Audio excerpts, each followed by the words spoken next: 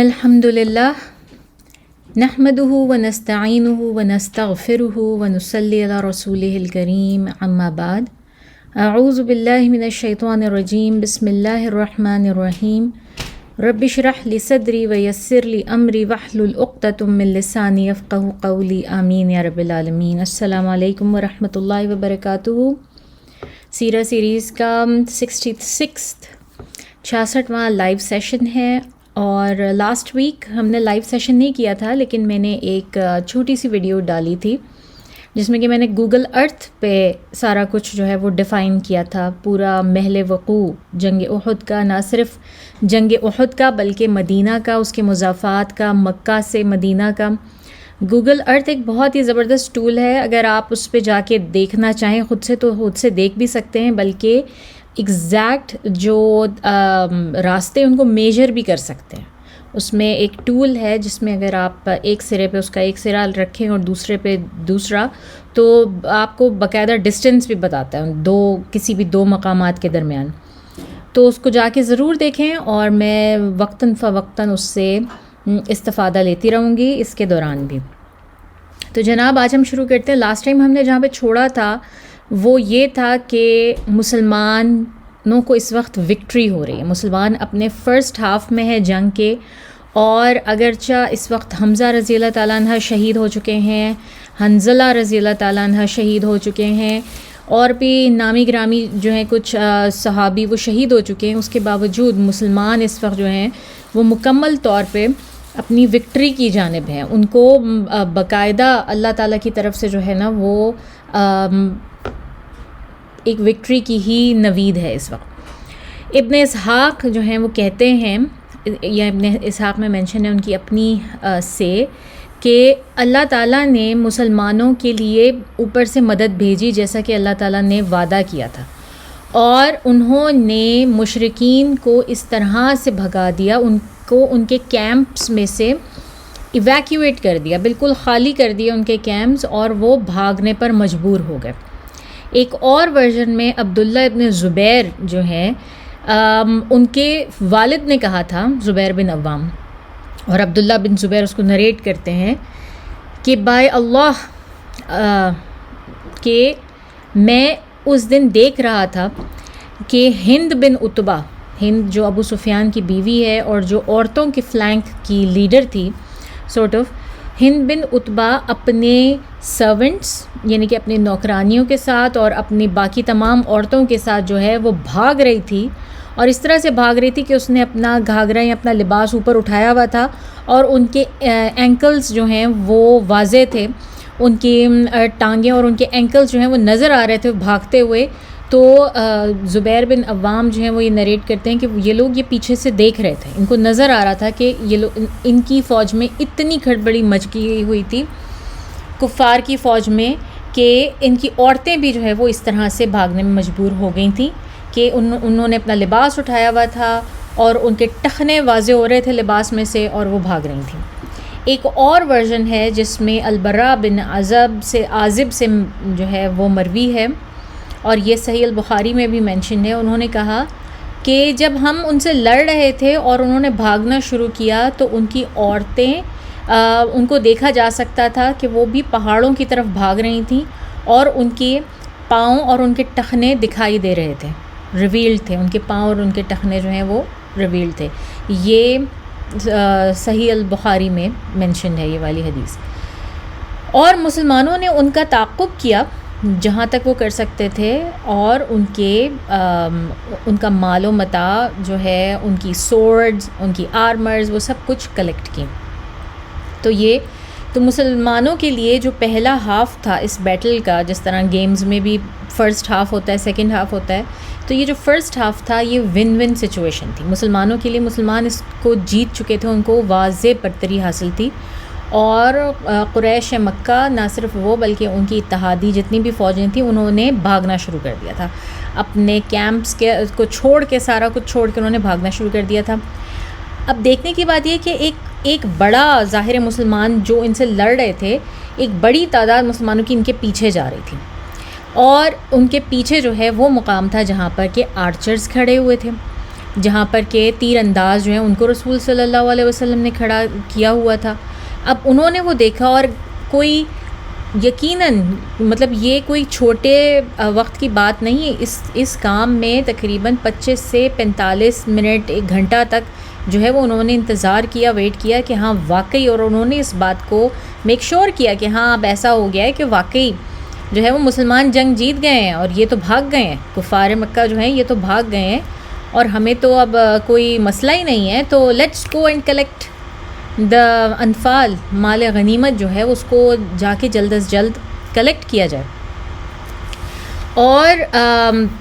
یہ ان آرچرز کے بہاف پر ایک بہت بڑی مسٹیک تھی. ٹھیک ہے، ان کے جو سردار تھے عبداللہ بن جبیر، وہ ان کے انڈر رسول اللہ صلی اللہ علیہ وسلم نے 50 آدمیوں کا دستہ دیا جو کہ تیر انداز تھے، سب کے سب بہترین تیر انداز تھے. اب عبداللہ بن جبیر نے جو ہے نا وہ اس چیز کو تھوڑا سا آڈ جانا اور انہوں نے اس چیز کو دیکھ کے کہا کہ مجھے یہ بہت جلدی لگ رہا ہے، مطلب مجھے لگ نہیں رہا کہ یہ ابھی ہمیں مکمل طور پہ جیت ہوئی ہے، یہ اس میں کچھ گڑبڑ ہے، یہ بہت جلدی ہو گیا. اور جب سب لوگوں نے کہا، اور یہ بھی کہتے ہیں کہ اسی وقت شیطان جو ہے وہ ہم جانتے ہیں کہ رسول صلی اللہ علیہ وسلم کی کس قدر اگینسٹ تھا مسلمانوں کے. بدر میں بھی وہ بنفس نفیس خود سے شامل تھا اور یہاں پر بھی ہم دیکھتے ہیں کہ اس نے کئی دفعہ جو ہے وہ مس گائیڈ کیا ہے مسلمانوں کو بھی. تو کہتے ہیں کہ آرچرز کے یہ جو سارے تیر انداز تھے ان کے بیچ میں بھی شیطان تھا اور اس نے آواز لگائی کہ ایک دوسرے مسلمان تیر انداز کی صورت میں یا وہ آیا یا اس نے آواز لگائی. بہرحال ان لوگوں نے یہ سنا کہ دیکھو سارا کچھ ختم ہو گیا ہے، وہاں پر میدان جنگ اب صاف ہو رہا ہے، وہ لوگ بھاگ چکے ہیں، اب کیوں نہ ہم چل کے جو ہے وہ اپنا مال غنیمت حاصل کریں. اور عبداللہ بن جبیر کے ساتھ جو ہے نا یہ باقی کے تیر انداز یہ ایک طرح سے جھگڑنے لگے. انہوں نے کہا نہیں ہمیں جانا چاہیے، ہمیں یہ لینا ہے اور یہ سب کچھ. اور عبداللہ بن جبیر کہنے لگے کہ دیکھو مجھے تو جب تک رسول صلی اللہ علیہ وسلم حکم نہیں بھیج دیں گے کہ میں اپنی پوسٹ چھوڑوں، میں تو یہاں سے ہرگز نہیں ہلنے والا. تو جو عبداللہ بن جبیر اور ان کے ساتھ 9 اور لوگ تھے، یعنی کہ ٹوٹل کل ملا کے 10 لوگ جو ہے یہ رہ گئے پہاڑی کے اوپر اور باقی کے 40 جو ہیں وہ اتر گئے پہاڑی سے جلد از جلد جا کے اپنے حصے کا مال غنیمت اکٹھا کرنے کے لیے. اب یہ نکل گئے اسی وقت، بالکل اسی وقت ساتھ میں کیا ہو رہا ہے سائملٹینیسلی کہ جیسے کفار کی فوجیں بھاگتی جا رہی ہیں نا، ظاہر ہے ان میں بھی ڈفرینٹ فلینکس تھے نا، تو خالد بن ولید کا جو فلینک تھا، خالد بن ولید کے زیر اثر جو دستہ تھا نا، خالد بن ولید بھی ریٹریو کر رہے تھے، بھاگ رہے تھے، لیکن وہ بہت کیئرفلی سچویشن کو بھی انالائز کر رہے تھے. وہ دیکھ رہے تھے کہ کیا ہو رہا ہے میدان جنگ میں، اور انہوں نے اس چیز کو دیکھ لیا کہ یہ جو تیر انداز ہیں یہ اپنی جگہ چھوڑ رہے ہیں. اور انہوں نے یہ دیکھتے دیکھتے جو ہے نا وہ جیسے پیچھے ہٹ رہے تھے اور وہ یہ دیکھتے جا رہے تھے تو اچانک ان کے ذہن میں ایک آئیڈیا سا آیا. انہوں نے اپنا دستہ لیا جس میں کہ غالباً کہتے ہیں کہ 150 سے 300 کے درمیان جو ہیں وہ لوگ ہوں گے. انہوں نے اپنا وہ دستہ لیا اور ان بھاگتی ہوئی فوج سے کٹ کر وہ سائیڈ میں ہونے لگے. اچھا اب سائیڈ میں کیا تھا، اگر میں آپ کو گوگل ارتھ سے ہی دکھاؤں، پتہ نہیں آپ کو صحیح سے نظر آئے یا نہ آئے، لیکن جو ریکارڈڈ ویڈیو ہے اس میں آپ کو پوری طرح نظر آئے گا. یہ جو جبل العینین تھی جس کے اوپر یہ دستہ جو ہے وہ تعینات تھا، اس کے بالکل ساتھ ہی نا ایک پہاڑی پرنالہ بہتا تھا. اور وہ پہاڑی پرنالہ جو ہے وہ برسات کے دنوں میں جو ہے وہ بھر جاتا تھا، اس میں پانی ہوتا تھا، ادروائز وہ ذرا سوکھا سا رہتا تھا، گیلا سوکھا. بہرحال وہ ایک ڈچ سا تھا بیچ میں جس کو کہ کراس کر کے جانا ہوتا تھا احد کی طرف. تو یہ جو خالد بن ولید ہے نا، انہوں نے اپنا دستہ اس ڈچ کے اندر ڈال دیا. اگر آپ ابھی بھی دیکھیں گوگل میپس میں تو ابھی اس کو کہا جاتا ہے وادی قنات. اگر آپ یہ دیکھیں یہ گرین سا جو یہ ایریا ہے یہ جبل العینین ہے اور یہ جو ہے وادی قنات کہلاتی ہے. یہ کافی لمبا سا ڈچ ہے جو کہ اب گرین نظر آ رہا ہے، ظاہر اس میں نباتات اگائی ہیں کیونکہ اس میں پانی کھڑا رہتا ہے. تو اس کے اندر جو ہے وہ ڈال دیا اپنا خالد بن ولید نے اپنا دستہ، اور اس کے اندر نیچے ہوتے ہوئے اب جو وہ تھے آپ کے جو تیر انداز رہ گئے تھے اس پہاڑ کے اوپر، وہ بھی دیکھ نہیں سکتے تھے کہ یہاں سے کون آ رہا ہے یا کون جا رہا ہے، کیونکہ لوگ اس کے اندر تھے. ٹھیک ہے نا. یہ اس کے ساتھ ساتھ انہوں نے جبل العینین کراس کی اور دوسری طرف سے جا کے جو ہے وہ نکل آئے، وہاں سے باہر نکل آئے اور انہوں نے مسلمانوں پر حملہ کر دیا. ٹھیک ہے. اچھا، اب ہم یہ بھی دیکھتے ہیں کہ عبداللہ بن جبیر کے پاس سے جب یہ لوگ چلے گئے اور ہم دیکھتے ہیں، اور عبداللہ بن جبیر کا یہ بھی کہنا تھا، ایسا محسوس ہوتا تھا جیسے کہ ان کے چہرے بدل گئے، جیسے کہ کسی چیز نے ان پہ اثر کر دیا یا ان کے چہرے بدل گئے. جنگ بدر میں سے ایک نریشن ہے جس کے مطابق رسول صلی اللہ علیہ وسلم کو جو چیزیں دنیا میں سب سے زیادہ ناپسند تھیں نا، ان میں سے ایک یہ مال غنیمت تھا. یہ جو مال غنیمت جو کہ بعد میں کسی جنگ کے بعد جو ہے وہ اکٹھا ہوتا تھا اور لوگ اس پہ اتنا ٹوٹ پڑتے تھے، کیونکہ اس مال غنیمت کی وجہ سے انسانوں کی، آدمیوں کی جو سنسیئرٹی تھی اور جو ان کا سینس آف پرپز تھا کہ وہ کس وجہ سے آئے ہیں، وہ بالکل بھول گئے. وہ مال غنیمت اپنے سامنے دیکھ کے وہ سب کچھ بالکل بھول گئے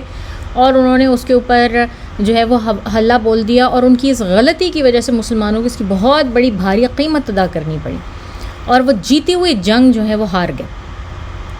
اور ایک طرح سے یہ جو مال غنیمت تھا، اس نے ان کی ججمنٹ کو، ان کی سینس آف ججمنٹ، جو صلاحیت ہوتی ہے ہماری کوئی فیصلہ لینے کی، اس کو کلاؤڈڈ کر دیا تھا. اس کو بالکل انہوں نے اس طرح کر دیا تھا جیسے اس کے اوپر ایک فوگ سی آ گئی ہے اور وہ صحیح فیصلہ کرنے کے قابل نہیں رہے تھے. تو رسول صلی اللہ علیہ وسلم کو یہ بات ناگوار گزرتی تھی. اس کے علاوہ یہ کہ اللہ تعالیٰ نے اس چیز کو سورہ آل عمران میں، اس پوری سچویشن کو، ان کے بھاگنے کو اور وہ سارا جو نا، وہ ایک آیت میں بڑا خوبصورتی کے ساتھ سورہ آل عمران میں اللہ تعالیٰ نے مینشن کیا ہے. اور یہ آل عمران کی آیت نمبر 155 ہے، جس میں اللہ تعالیٰ فرماتے ہیں، بے شک وہ لوگ جو تم میں پیٹھ پھیر گئے جس دن دونوں فوجیں ملیں، آمنے سامنے ہوئیں، سو شیطان نے ان کے گناہ کے سبب انہیں بہکا دیا تھا اور اللہ نے ان کو معاف کر دیا ہے، بے شک اللہ بخشنے والا، تحمل کرنے والا ہے. تو یہاں پر اس آیت کے مطابق جو ہے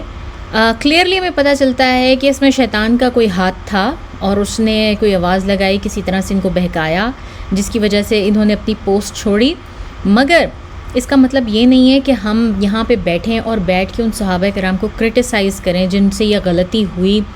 کیونکہ اللہ تعالیٰ نے آخر میں اس آیت کے فرما دیا کہ اللہ نے ان کو معاف کر دیا ہے اور بے شک اللہ تعالیٰ بخشنے والا، تحمل کرنے والا ہے بے انتہا. تو یہ ہرگز ہمارے اوپر نہیں ہے کہ ہم بیٹھ کے ان کے اوپر کرٹیسائز کریں. ہم ایک کہانی سنا رہے ہیں، آپ کو ہسٹری بتا رہے ہیں، اور ہسٹری جس طرح سے جاتی ہے اس کو واٹر ڈاؤن نہیں کیا جاتا. ہم اپنی طرف سے نہیں اس میں کچھ ایڈ کرتے یا اس میں سے کچھ نکالتے یا کسی بات کو بہت امفیسس کر کے بہت زیادہ بڑھا چڑھا کے دکھائیں یا کسی بات کو بہت ہی چھوٹا کر دیں جو اتنا چھوٹا میٹر نہ ہو. تو یہ جس طرح سے ہے اس طرح سے اللہ تعالیٰ نے قرآن میں فرما دیا. اور ہم پر ہرگز نہیں ہے کہ ہم کسی صحابی کو کسی بھی وجہ سے جو ہے وہ کم تر جانیں. ہمارے لیے یہ ضروری ہے، ہر صحابی برابر ہے، اس کی عزت برابر ہے. ہم ہرگز کسی صحابی کو کسی دوسرے صحابی کے مقابلے میں جو ہے وہ برا بھلا اور مطلب گالم گلوچ تو بالکل آؤٹ آف دا کویسچن ہے. یہ تو بالکل ہونی ہی نہیں چاہیے، لیکن دل میں بھی برا نہیں سوچنا آپ کو، کیونکہ اللہ تعالیٰ نے سب کے لیے فرمایا ہے رضی اللہ تعالیٰ عنہ ورضوا عنہ، کہ اللہ تعالیٰ ان سے راضی ہے. ٹھیک ہے.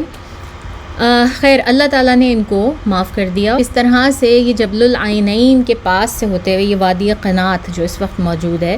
آپ کو نظر آئے گی گوگل میپس کے اوپر. وہاں سے نکل کر جو ہے وہ خالد بن ولید آتے ہیں، اور خالد بن ولید جو ہیں وہ دیکھتے ہیں کہ ان کے سیدھے ہاتھ کی طرف جو ہے نا وہ مسلمانوں کا کیمپ ہے جہاں پہ رسول صلی اللہ علیہ وسلم موجود ہیں.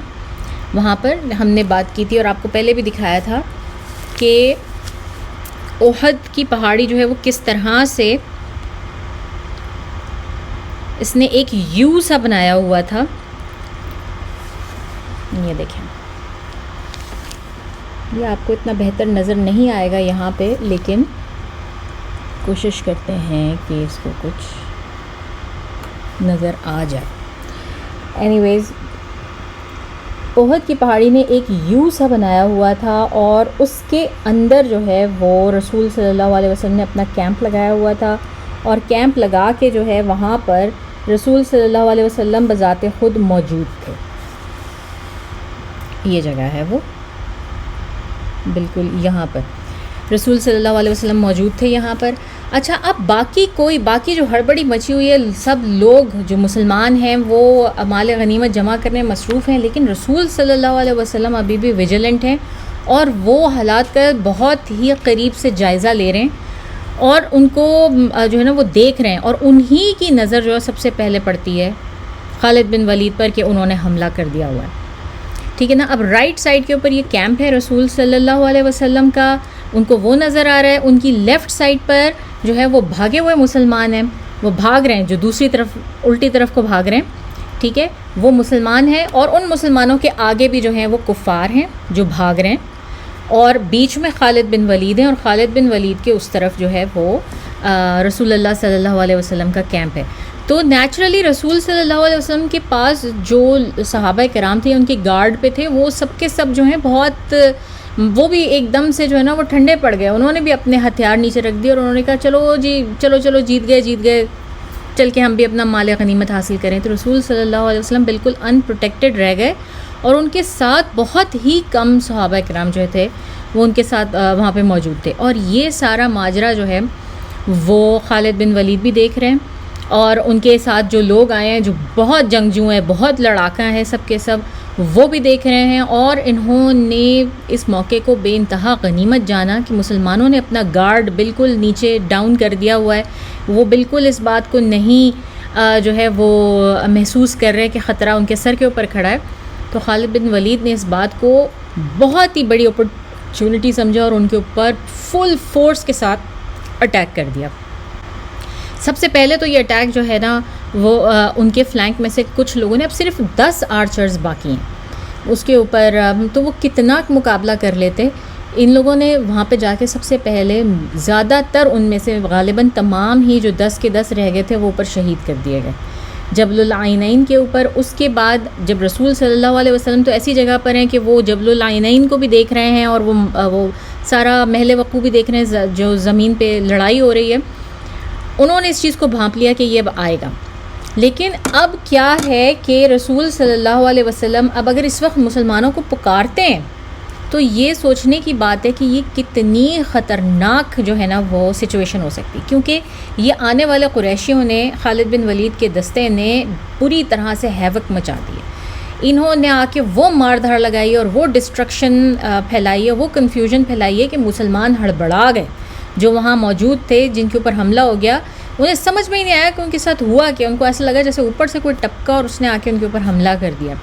وہ بری طرح سے ہڑبڑا گئے، اور اس ہڑبڑاہٹ میں ان میں سے کوئی بھاگ رہا تھا، کوئی کسی ڈائریکشن میں بھاگ رہا تھا، کوئی پہاڑ پہ چڑھ رہا تھا، کوئی کہاں بھاگ رہا تھا، اور کچھ لوگ جو ہیں وہ مطلب رونے دھونے بیٹھ گئے. لٹرلی اپنا سارا کچھ اتار کے انہوں نے رکھ دیا. انہوں نے کہا کہ نہیں، یہ ہمارے ساتھ کیا ہو گیا. اتنی زیادہ کنفیوژن تھی، اور ایسا بھی ہوا کہ مسلمانوں کے ہاتھوں مسلمان قتل ہو گئے. ایسی کنفیوژن تھی. اس کو ہم آگے جو ہے نا وہ ڈیٹیل میں کرتے ہیں کہ اس ساری سچویشن میں بھی جو ہے نا ایک بہت بڑا لیسن تھا سب کے لیے، جو کہ ان سب کو اللہ تعالیٰ نے یاد دہانی کرانی تھی یا ان کو سکھانا تھا. اور وہ لیسن یہ تھا کہ جو بدر تھی نا، بدر میں جو لیسن لرن کیا تھا نا وہ تھا لا الہ الا اللہ، یعنی کہ کوئی نہیں ہے اللہ کے سوا. کہ آپ کے پاس جب کوئی مدد نہیں، کچھ نہیں، تو اللہ تعالیٰ نے پوری مدد بھیجی، اور اللہ تعالیٰ نے بدر جو ہے وہ مسلمانوں کو جتوا دی سنگل ہینڈڈلی. ان کو بغیر کسی مزاحمت کے، کوئی ان کا نقصان بھی نہیں ہوا ایسا جانی اور مالی، اور مسلمانوں کو جو ہے وہ جنگ جتوا دی گئی. تو جو لیسن اس میں لرن کیا گیا وہ کیا تھا؟ لا الہ الا اللہ. لیکن یہ جو احد کی جنگ ہے، اس میں جو لیسن لرن کیا گیا وہ تھا محمد الرسول اللہ. یعنی کہ تمہیں صرف اللہ کے اوپر بھروسہ نہیں کرنا ہے، جو رسول صلی اللہ علیہ وسلم کہہ رہے ہیں اس پر عمل بھی کرنا ہے، اس کو سننا ہے اور اس پہ پورا عمل کرنا ہے. کیونکہ اگر یہ تیر اندازوں کا دستہ رسول صلی اللہ علیہ وسلم کی بات سنتا اور جو ہے وہ نہ موو کرتا اپنی جگہ سے، تو شاید یہ حالات پیش ہی نہ آتے. تو اس جنگ میں جو ہے وہ مسلمانوں کو یہ بہت بڑا لیسن سکھایا گیا کہ محمد الرسول اللہ بھی اسی طرح سے امپورٹنٹ ہے جس طرح سے لا الہ الا اللہ. اور تھیولوجیکل ڈیفینیشن آپ اس کی اگر دیکھیں تو وہ یہ ہے کہ سنہ جو ہے وہ اتنی ہی امپورٹنٹ ہے جتنی کہ اللہ تعالیٰ کی طرف سے آئے ہوئے فرائض. تو بیسکلی ہمیں سنہ کے اوپر بھی اسی طرح سے عمل کرنا ہے اور اسی طرح سے اس کو ماننا ہے جس طرح کہ ہم اللہ تعالیٰ کے اوپر سے آئے ہوئے فرائض کو جو ہے مانتے ہیں اور ان کو سمجھتے ہیں کہ بھائی یہ فرض ہے اور اس کے بغیر تو ہم رہ نہیں سکتے. لیکن سننا کو ہم میں سے بہت سارے لوگ ایسے ہیں جو کہ نگلیکٹ کر دیتے ہیں اور وہ کہتے ہیں کہ یار سننا ہی ہے نا، کوئی بات نہیں، فرض تھوڑی ہے، اس کو ہم کریں نہ کریں برابر بات ہے. لیکن اس چیز کو اللہ تعالیٰ نے کس طرح سے مسلمانوں کو سکھایا وہ جنگ احد سے ہمیں پتہ چلتا ہے. ٹھیک ہے، محمد الرسول اللہ صلی اللہ علیہ وسلم کا جو لیسن ہے وہ ہمیں جنگ احد سے ملتا ہے. جب صحابہ کرام نے یہ زمشن کر لی کہ ہاں جی ہم تو جیت چکے ہیں، تو محمد صلی اللہ علیہ وسلم اس بہت کیئرفلی سب کچھ انالائز کر رہے تھے، پوری سچویشن. اور اس وقت ان کے پاس دو چوائسیز تھیں کہ دو میں سے ایک کام کر سکتے تھے کہ یا تو وہ مسلمانوں کو کال آؤٹ کرتے، زور سے پکارتے اور ان کو کہتے کہ ادھر آ جاؤ مسلمانوں، یہاں آ کے لڑو اور دیکھو یہاں پہ حملہ ہو گیا ہے یہ. مگر اس طرح کرنے میں کیا ہوتا کہ ان کی اپنی جو کوآرڈینیٹس تھے، ان کی اپنی وہ جہاں جس جگہ پہ موجود تھے وہ جگہ جو ہے وہ ریویل ہو جاتی، وہ سب کو، وہ کفار کو بھی پتہ چل جاتی. اور رسول صلی اللہ علیہ وسلم کے اوپر بہت وہ اتنی وہ نازک حالت میں تھے، ان کے ساتھ اس وقت 8-9 سے زیادہ صحابہ کرام نہیں تھے، تو ان کے اوپر وہ حملہ کر کے ان کو مارا بھی جا سکتا تھا. تو یہ رسول صلی اللہ علیہ وسلم کی جو ہے نا وہ ان کو ایک چوائس کرنی تھی کہ یا تو وہ مسلمانوں کو اب بلائیں، اور دوسری چوائس یہ تھی کہ وہ خود فوراً بھاگ کے پیچھے پہاڑ کی طرف چلے جائیں اور وہاں پہ کریوسز میں اور کسی جگہ پہ گھس جائیں، چھپ جائیں اور حالات جو ہے وہ ٹھنڈے ہونے کا انتظار کریں اور پھر باہر نکلیں. مگر اس طرح کیا ہوتا، اگر اس طرح کرتے رسول صلی اللہ علیہ وسلم، تو جو زیادہ تر مسلمان ہیں جن کا کچھ چانس تھا بھی کہ وہ بچ جاتے رسول صلی اللہ علیہ وسلم کے پکارنے کی وجہ سے، وہ سارا کا سارا چانس ختم ہو جاتا اور بہت زیادہ مسلمانوں کا نقصان ہوتا، بہت زیادہ مسلمان مارے جاتے. اور ہم جانتے ہیں کہ ہمارے رسول اللہ صلی اللہ علیہ وسلم کو اپنی جان کی تو کوئی پرواہ نہیں تھی، وہ تو ہر وقت امت کرنے والے تھے. تو انہوں نے پہلی اور بہت ہی ڈینجرس جو چوائس تھی اس کا انتخاب کیا، اور انہوں نے مسلمانوں کو پکارنا شروع کر دیا کہ فلانے یہاں پہ، فلانے پلٹو، اپنا جو ہے وہ اٹھاؤ، اپنے ہتھیار اٹھاؤ، اپنی آرمر اٹھاؤ اور اپنا دفاع کرو، تمہارے پیچھے سے آ رہے ہیں. اور یہ رسول صلی اللہ علیہ وسلم نے ان کو جو ہے وہ بہت ہی زور سے اپنی جتنی وہ قوت کے ساتھ آواز نکال سکتے تھے. ہم یہ بھی جانتے ہیں کہ جو علم تھا، کفار کا جو علم تھا، وہ 11 لوگوں کے ہاتھوں سے ہوتا نیچے گرایا گیا تھا. ٹھیک ہے، مسلمانوں نے 11-12 لوگوں کو مار کے، اور ان سب نے ایک کے بعد دیگرے علم اٹھایا اور اس کے بعد ان کو مار دیا گیا اور وہ علم گرتا گیا. تو کفار کا علم گرا ہوا تھا کہ بھاگتے ہوئے ایک عورت واپس آئی جس کا نام تھا امرہ بنت القمہ الحدیثیہ. اس نے آ کر جو ہے وہ علم اٹھا لیا کفار کا،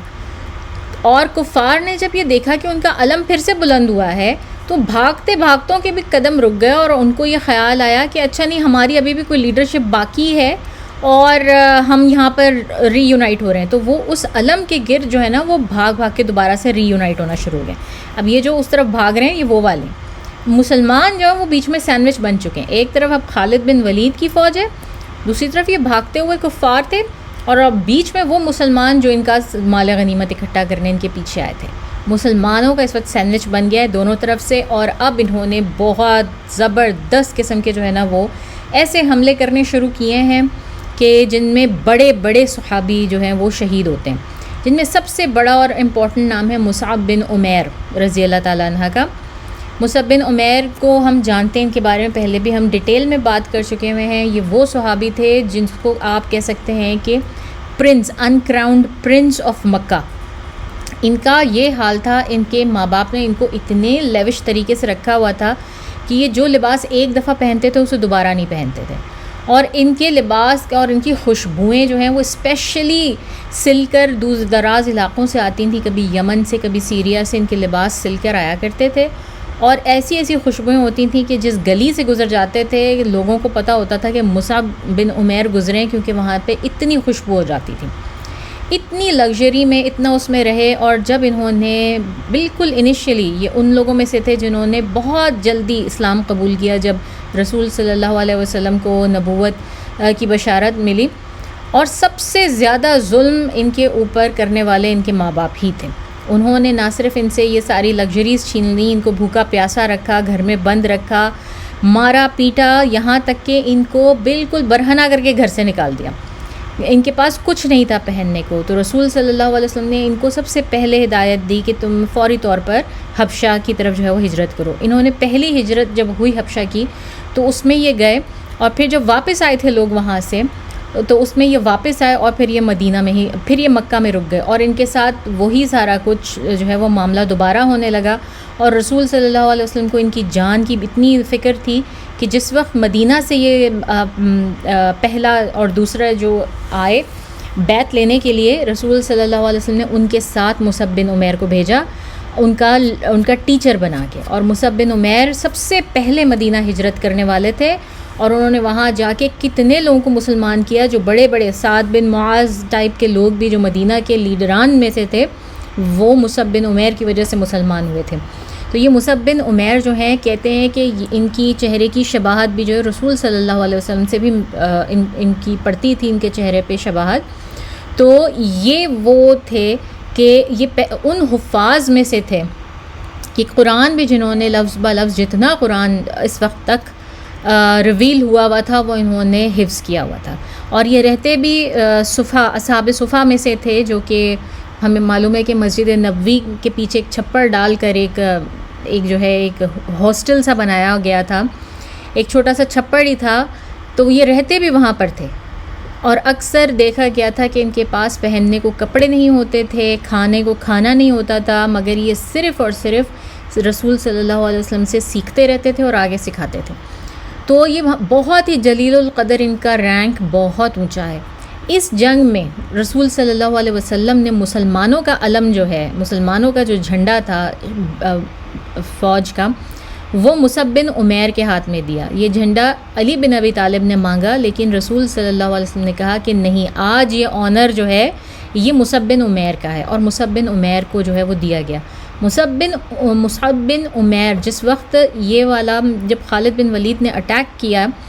تو اس وقت یہ رسول صلی اللہ علیہ وسلم کے قریب تھے، اور ان کے ہاتھ میں جھنڈا تھا. یہ ایک ہاتھ سے لڑتے رہے، اس حد تک لڑے کہ ایک شخص جو کفار میں سے تھا، جس کا نام تھا ابن القمیہ اللیثی، یہ قریش میں سے تھا، یہ شخص آیا اور اس نے بہت ہی برے طریقے سے مصعب بن عمیر کو شہید کر دیا. اس نے پہلے وہ ہاتھ کاٹا جس میں ان کا جو ہے وہ علم پکڑا ہوا تھا، وہ کاٹا انہوں نے. تو مصعب بن عمیر نے جلدی سے دوسرے ہاتھ سے علم پکڑ لیا، اور اب وہ بالکل ڈیفینس لیس تھے، اب ان کے پاس دوسرا ہاتھ نہیں تھا کہ جس سے وہ لڑتے. تو انہوں نے صرف علم پکڑے رہنے پر جو ہے وہ اپنا دھیان دیا. اس کے بعد وہ ہاتھ بھی کاٹ دیا گیا جس سے علم جس دوسرے ہاتھ میں علم پکڑا. تو مصعب بن عمیر نے اپنے دونوں بازوؤں کے بیچ میں جو حصہ بازوؤں کا رہ گیا تھا اس کے بیچ میں علم پکڑ کے اور کھڑے رہے، اور ان کو اتنے زیادہ سٹیب وونڈز لگے، اتنے زیادہ تلوار کے وار لگے، کہتے ہیں 80 سے زیادہ ان کے جسم پر جو ہے نا وہ تلوار کے وار کیے گئے، جس کی وجہ سے ان کی شہادت ہو گئی، اور اس وقت مسلمانوں کا علم نیچے گرا. یہ ابن قمیہ اللیثی، پتہ نہیں اس نے جان بوجھ کر یہ حرکت کی یا اس کو بھی شبہ پڑا کہ اس نے رسول اللہ صلی اللہ علیہ وسلم کو نعوذ باللہ قتل کر دیا ہے. تو اس نے جو ہے نا وہ زور سے اعلان کرنا شروع کر دیا کہ محمد صلی اللہ علیہ وسلم مارے گئے، محمد مارے گئے. اس نے یہ اعلان کرنا شروع کر دیا. اب جو آلریڈی اتنی بدحواس مسلمانوں کی فوج تھی وہ اور مزید بدحواس ہو گئی جب انہوں نے یہ سنا کہ اچھا اب تو رسول اللہ صلی اللہ علیہ وسلم پر اٹیک ہو گیا، وہ گزر گئے. تو اب ہم مطلب ان میں سے کئی ایسے تھے، انہوں نے تو یہ سوچنا شروع کر دیا کہ اب ہم لڑی کیوں رہیں،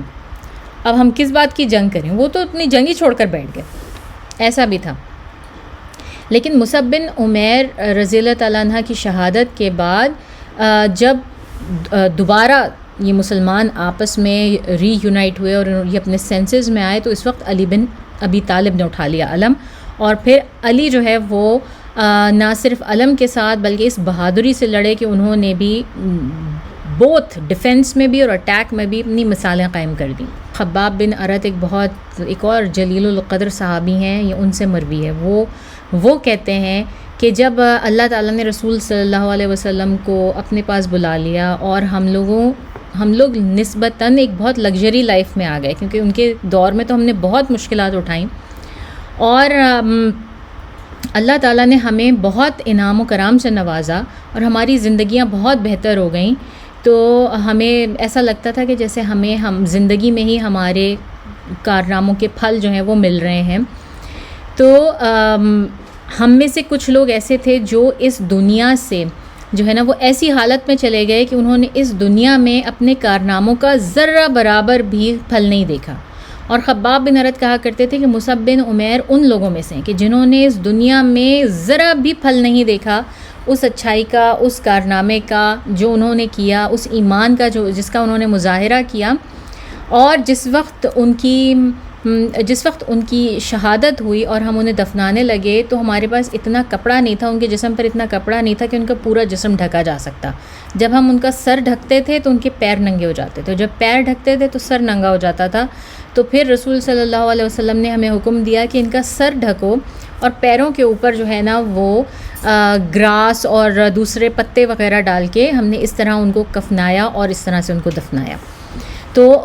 یہ خباب بن ارت جو ہے نا یہ بتا کر رو دیا کرتے تھے کہ ہم اتنے اچھے اب حالت میں رہ رہے ہیں، حالانکہ خباب بن ارت کے ساتھ بھی جو کچھ ہوا ہے وہ بھی اللہ کی پناہ. ہم اس کا ذکر بھی کر چکے ہیں کہ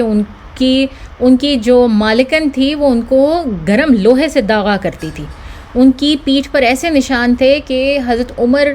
فاروق رضی اللہ تعالیٰ عنہ کے دور میں جب وہ ان کو بلاتے تھے اسپیشلی عمر رضی اللہ تعالیٰ عنہ اور کہا کرتے تھے کہ خباب دکھاؤ ہمیں تمہارے ساتھ کیا ہوا. اور جب خباب بن ارت اپنی پیٹھ سے کپڑا ہٹا کے دکھاتے تھے تو لوگوں کی چیخیں نکل جاتی تھیں. وہ کہتے تھے کہ ہم نے اس طرح کی کمر اس طرح کھدی ہوئی بری طرح سے جلی ہوئی وہ ہم نے کبھی زندگی میں نہیں دیکھی. یہ ان کا اپنا حال تھا. اور وہ یہ کہہ رہے تھے کہ اللہ تعالیٰ نے ہمیں تو ہمارے ساری چیزوں کا صلہ دنیا میں دے دیا، مگر ہم میں سے وہ بہت بہتر صحابہ کرام تھے، وہ بہت بہتر لوگ تھے جو بنا کوئی صلہ لیے اس دنیا سے چلے گئے اور ان کا صلہ صرف اللہ کے پاس ہے. اور اس میں وہ مصعب بن عمیر کا نام لیا کرتے تھے اور ان کی کہانی سناتے تھے. تو جناب آگے بڑھتے ہیں. مسلمانوں کی جو فوج ہے اس میں شدید قسم کا کیوس مچا ہوا ہے اور وہ بری طرح سے دو سائڈز کے بیچ میں جو ہے وہ سینڈوچ بن گئے ہیں. ٹھیک ہے. اور اس چیز نے، اس پوری سچویشن نے جو میں نے آپ کو پوری ابھی ڈسکرائب کی اور اس میں رسول صلی اللہ علیہ وسلم کی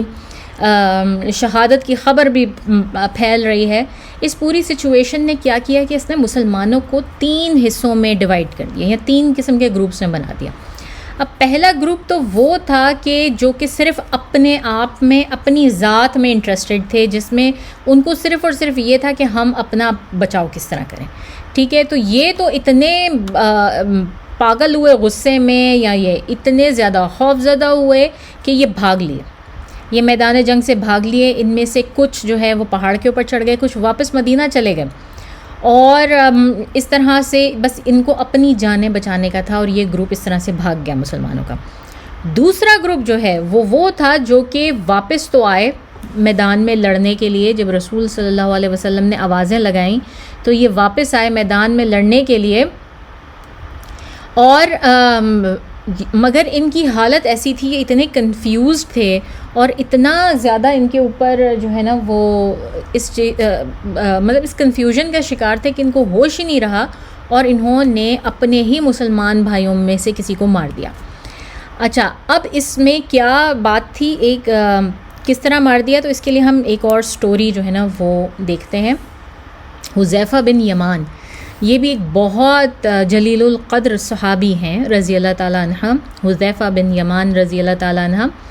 اور یہ رسول صلی اللہ علیہ وسلم کے بہت قریبی، ان کو جو ہے امت کا امانت دار بھی کہا جاتا ہے. یہ وہ صحابی ہیں جن کے ساتھ رسول صلی اللہ علیہ وسلم نے کچھ بہت ہی سیکرٹ باتیں، بہت بڑی بڑی باتیں شیئر کی، جن میں بڑے بڑے منافقوں کے نام، کافروں کے نام اور بھی بہت ساری چیزیں تھیں جو کہ حذیفہ بن یمان کے ساتھ رسول صلی اللہ علیہ وسلم نے شیئر کی. اور آخری وقت تک حذیفہ نے ان کو اپنے دل میں رکھا، کسی سے ان کا اظہار نہیں کیا.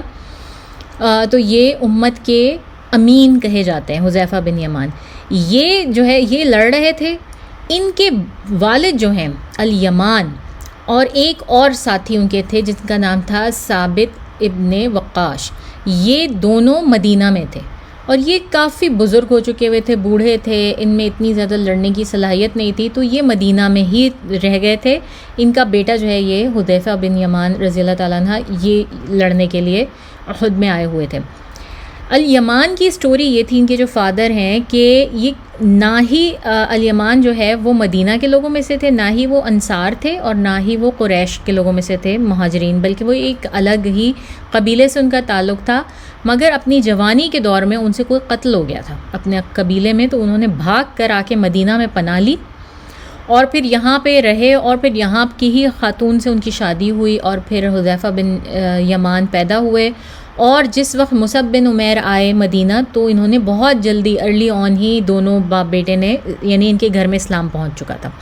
اب ان کی عمر کافی زیادہ تھی تو یہ لوگ جنگ لڑنے کے لیے نہیں آئے. اور کہتے ہیں کہ الیمان جو ہے نا وہ رسول اللہ صلی اللہ علیہ وسلم کے پاس آئے اور ان سے آ کے کہا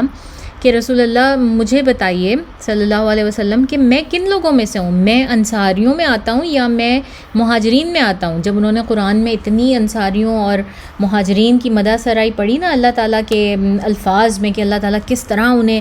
جو ہے وہ اپریشیٹ کر رہے ہیں اور ان کے ریوارڈز اور درجات بتا رہے ہیں قرآن میں، تو انہوں نے آ کے الیمان نے یہ سوال کیا. تو رسول صلی اللہ علیہ وسلم نے کہا کہ آپ لوگ جو ہیں وہ دونوں میں سے ہیں، آپ انصار بھی ہیں اور آپ مہاجر بھی ہیں، کیونکہ آپ نے بھی ہجرت کی مدینہ کی طرف اور آپ یہاں پہ رہ کے آپ نے ہمارا استقبال بھی کیا، تو آپ دونوں ہیں، آپ کو دونوں کا اجر ملے گا، انصار کا بھی اور مہاجر کا بھی. اینی ویز یہ دونوں دوست تھے بوڑھے، الیمان اور ثابت بن وقاش، یہ دونوں مدینہ میں بیٹھے ہوئے ہیں اور یہ آپس میں نا باتیں کر رہے ہیں اور کہہ رہے ہیں کہ ہماری کتنی ہم اتنے بوڑھے اور فریل ہو چکے ہیں، کتنی ہماری زندگی رہ گئی ہے. ہماری زندگی تو اتنی بھی نہیں رہ گئی کہ جتنی دیر میں جو ہے نا وہ کوئی اونٹ جا کے پانی پی لے کسی اس سے، شاید ہماری تو اتنی بھی زندگی باقی نہیں ہے، ہم تو بالکل ہی مرنے والے ہیں. جتنی دیر میں ایک گدھا جو ہے وہ جا کے پانی پی لے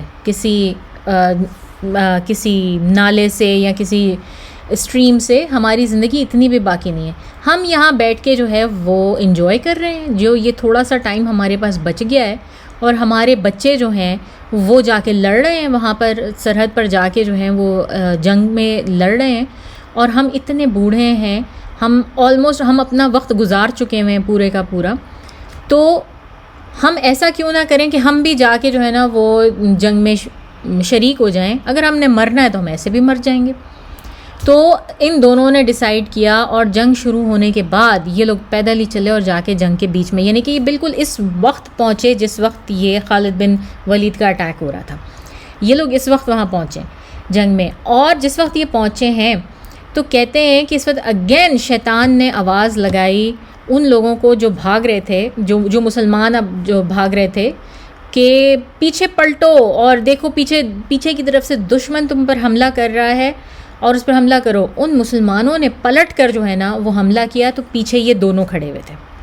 اور یہ دونوں اس فرینڈلی فائر کے اندر جو ہے وہ آ گئے اور ان دونوں کو شہید کر دیا مسلمانوں نے. اور حذیفہ بن یمان نے یہ سب خود اپنی آنکھوں سے دیکھا. ان بھاگنے والے مسلمانوں میں خود حذیفہ بن یمان شامل تھے، لیکن جب انہوں نے اپنے والد کو کھڑے ہوئے دیکھا دور سے اور دیکھا مسلمان ان کی طرف بڑھ رہے ہیں، انہوں نے چیخ کر روکنے کی کوشش کی کہ کسی طرح، اور لوگوں کو بتایا کہ یہ میرے والد ہیں، ان کو نہ کچھ کہا جائے. مگر ظاہر ہے جس وقت آپ ایک موب کے اندر ہوتے ہیں، آپ اتنے زیادہ جو ہے وہ رش میں بھاگ رہے ہوتے ہیں، تو کون کس کی سنتا ہے؟ ایسی حالت میں جو کیوس ہوتا ہے تو کون کس کی سنتا ہے؟ تو لوگوں نے ان کی نہیں سنی اور ان مسلمانوں کے ہاتھوں ہی ان دونوں مسلمانوں کا جو ہے وہ شہادت ہوئی. اور لیٹر آن رسول صلی اللہ علیہ وسلم کو جب یہ پتہ چلا تو انہوں نے کہا یہ ہماری مسٹیک ہے، اور ان کو جو ہے وہ حذیفہ بن یمان رضی اللہ تعالیٰ عنہ کو اس کا خون بہا دیا جائے گا، ان کے والد کی ڈیتھ کا اس کا خون بہا دیا جائے گا باقاعدہ، اور اگر وہ چاہیں تو وہ اپنا بدلہ لیں. تو حذیفہ بن یمان رضی اللہ تعالیٰ عنہ نے ان سب کو معاف کر دیا، اور نہ صرف معاف کر دیا بلکہ ان سے کوئی ہدیہ نہیں لیا. ان سے کہا کہ یہ میری طرف سے اللہ کے نام پر جو ہے نا وہ صدقہ سمجھیں اس کو. مجھے کچھ نہیں چاہیے مسلمانوں سے، اور یہ ایک جینوئن مسٹیک تھی، میں خود اس کا عینی شاہد ہوں. میں نے ان سب کو معاف کر دیا جنہوں نے میرے والد کو وہ کیا، اور ویسے بھی میرے والد تو شہید ہو گئے، ان کو تو شہادت کا رتبہ مل گیا اور میں بچ گیا ہوں پھر بھی. تو اور اس کے بعد کہتے ہیں کہ حذیفہ بن یمان جتنا عرصہ زندہ رہے اللہ تعالیٰ نے ان کو بہت خوشحال زندگی میں رکھا، اور کہا کرتے تھے کہ یہ اسی وجہ سے کہ انہوں نے اپنے والد کا خون بہا تک معاف کر دیا تھا اور ان سب لوگوں کو معاف کر دیا تھا. اس پوری نریشن کی جو آئی وٹنس ایک اور شخصیت ہیں جو بہت بڑی شخصیت ہیں، اور جس سے آپ کو پتہ لگے گا کہ عورتوں کا کیا مقام تھا جنگ میں. عائشہ رضی اللہ تعالیٰ عنہ جنگ کے دوران موجود تھیں اس وقت. حضرت عائشہ رضی اللہ تعالیٰ عنہ امہات المؤمنین میں سے، اور صرف حضرت عائشہ نہیں تھیں، اور بھی بہت ساری صحابیات تھیں. یہ لوگ فوجیوں کو پانی پلا رہے تھے، ان کو نکال رہے تھے جنگ میں سے، جو زخمی ہو گئے تھے ان کو نکال کے لے جا رہے تھے، ان کی مرہم پٹی کر رہی تھیں. انہوں نے اپنی آنکھوں سے یہ سب دیکھا، اور ان کی نریشن ہمیں ملتی ہے صحیح بخاری میں کہ جب جنگ احد ہو رہی تھی اور ان کفار نے بری طرح سے جو ہے وہ ہمیں وہ تقریباً جو ہے وہ ہارے جا چکے تھے، تو شیطان نے آواز لگائی کہ او اللہ کے بندوں اپنے پیچھے نظر ڈالو، دیکھو کہ ہمارے پیچھے کیا ہو رہا ہے. اور اس طرح سے جو بھاگنے والے لوگ تھے فرنٹ پر وہ پلٹ کر واپس آئے اور انہوں نے لڑنا شروع کر دیا ان سے جو پیچھے رہ گئے تھے. تو عائشہ رضی اللہ تعالیٰ عنہ جو ہیں وہ بھی اس کی عینی گواہ تھیں، اور ان کا ہمیں یہ پتہ لگتا ہے. اور اس سے ہمیں یہ بھی اس وجہ سے ہمیں پتہ لگا کہ عائشہ رضی اللہ تعالیٰ عنہ خود موجود تھیں اس جنگ کے دوران، وہ خود بھی موجود تھیں. ٹھیک ہے، اب ہم دیکھتے ہیں کہ جس وقت یہ اطلاع پھیل گئی کہ رسول صلی اللہ علیہ وسلم کی شہادت ہو گئی ہے، اور جب یہ لوگوں کے درمیان پھیل گئی تو کچھ لوگوں نے تو بالکل ہی اپنا دماغ ہی کھو دیا نا ایک طرح سے، کہ انہوں نے تو سوچنا ہی چھوڑ دیا، اور وہ یہ سوچنے لگے کہ یہ اتنا آکورڈ ٹائم ہے کہ اب ہم جو ہے وہ کیا کریں. اور اگین اس وقت شاید شیطان نے کافروں کے دل میں یہ بات ڈالی کہ کافروں نے بھی یہ کہا کہ تمہارے نبی صلی اللہ علیہ وسلم جو ہیں وہ مارے جا چکے ہیں، تو اب تم لوگ کس لیے لڑ رہے ہو بھائی، خام خواہ میں اپنی جانیں کیوں گنوا رہے ہو، جاؤ اپنے گھروں کو واپس جاؤ اور جا کے جو ہے وہ آرام کرو، تم لوگوں کو اب یہ جنگ لڑنے کی ضرورت ہی نہیں ہے. تو اب یہ مطلب ایک طرف سے ان کو کفار کی طرف سے یا کہیں سے یہ آوازیں بھی آ رہی ہیں ان مسلمانوں کو، اور وہ اتنے شاکڈ ہیں اور اتنی بری طرح سے ہل چکے ہیں اندر سے کہ جو ہے وہ ان کو سمجھ نہیں آ رہا کیا کریں. ایک طرف یہ ہو رہا، اور دوسری طرف ابو سفیان جو ہے نا وہ پورے اس تک جب یہ خبر پہنچی نا تو اس نے بنا تحقیق کیے نا اس نے پورے بیٹل گراؤنڈ میں اس کا چرچا شروع کر دیا کہ او محمد تو مارے گئے صلی اللہ علیہ وسلم، محمد کو مار دیا ہم نے، ان کو مار دیا ہم نے، یہ کرنا شروع کر دیا. اب اس سے اندازہ لگائیں کہ کتنا مورائل جو ہے وہ ڈاؤن ہو گیا ہوگا اس وقت مسلمانوں کی فوج میں. ایک تو ویسے ان کو وہ پٹ رہے ہیں، ان کے اوپر حملہ ہوا ہے بری طرح سے، اوپر سے ان کو یہ خبر مل رہی ہے کہ ان کے کمانڈر، ان کے نبی محمد صلی اللہ علیہ وسلم بھی نعوذ باللہ شہید کر دیے گئے. تو وہ کس طرح سے جو ہے وہ اپنے آپ کو سین رکھتے. کچھ ان میں سے ایسے تھے جنہوں نے یہ تک پلان کر لیا، اپنا سارا کا سارا جو ہے نا وہ لڑائی بھڑائی چھوڑ کے بیٹھ گئے ایک طرف بیٹھ گئے. انہوں نے آپس میں بیٹھ کے باتیں شروع کر دیں کہ ہم کیوں لڑ رہے ہیں، ہمیں کیا کرنا چاہیے، اور انہوں نے پلاننگ شروع کر دی. کچھ نے ان میں سے سجیسٹ کرنا شروع کر دیا کہ ہم واپس چلتے ہیں اور عبداللہ بن ابی سلول سے جو ہے نا وہ جا کے بات کرتے ہیں. عبداللہ بن ابی سلول کون تھا؟ وہ منافقین کا باپ جو کہ جنگ شروع ہونے سے پہلے اپنے 300 لوگ لے کے چلا گیا تھا. انہوں نے باتیں یہ شروع کر دیں کہ ہم اس کے پاس جاتے ہیں، عبداللہ بن ابی سلول کے پاس، اور ہم جا کے نا اس کو مناتے ہیں اور اس کو کہتے ہیں کہ ہماری جان چھڑائے ابو سفیان سے اور اس کی فوج سے، اور ہم اس کی پناہ پکڑ لیتے ہیں. اور کچھ ان میں سے ایسے تھے کہ انہوں نے کہا کہ ہم ڈائریکٹلی جو ہے نا وہ ابو سفیان کے پاس جاتے ہیں اور اسے کہتے ہیں کہ بھائی ہم ٹھیک ہے ہم مسلمان تھے لیکن اب تو نبی صلی اللہ علیہ وسلم رہے نہیں، تو ہم واپس اپنے اس میں آ گئے ہیں، تم ہمیں نہ مارو. کچھ نے یہ بھی سوچنا شروع کر دیا، اور یہ سب مسلمان ہیں جن کی بات ہو رہی ہے، اور یہ سب صحابیوں میں سے ہیں. ٹھیک ہے،